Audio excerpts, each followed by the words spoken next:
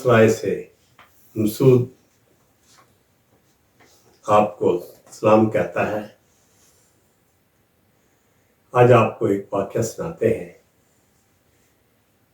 कि बनी इसराइल की एक औरत अपने बच्चे को लेकर जंगल में से गुजर रही थी। अचानक भेड़िया आया और उसने औरत पे हमला किया।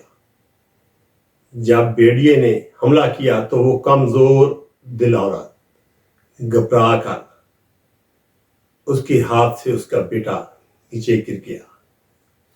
भेड़िए ने फौरी मौका देखा, बच्चे को उठाया और भाग गया। ममता ने जोश मारा, पीछे दौड़ी, भागी।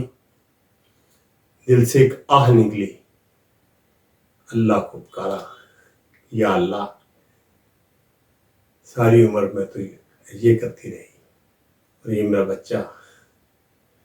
तो अचानक दरख्त से एक मर्द, जवान मर्द ने छलांग लगाई और भेड़िए के सामने भागा और भेड़िए के सामने आ गया।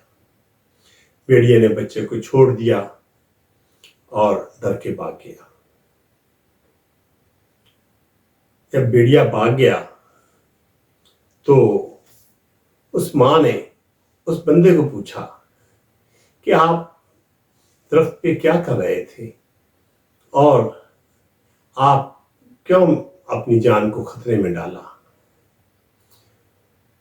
तो उस साहब का कहना था कि मैं फरिश्ता हूं, अल्लाह ताला ने मुझे भेजा है। आपने आसान किया था, आपने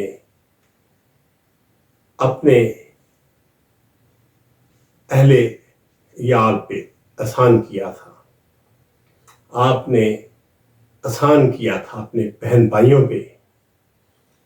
तो मैं उस आसान के बदले में जब आपने अल्लाह की तरफ देखा तो मुझे फौरी हुक्म हुआ कि ये इसका बच्चा इससे छुड़ाया जाए।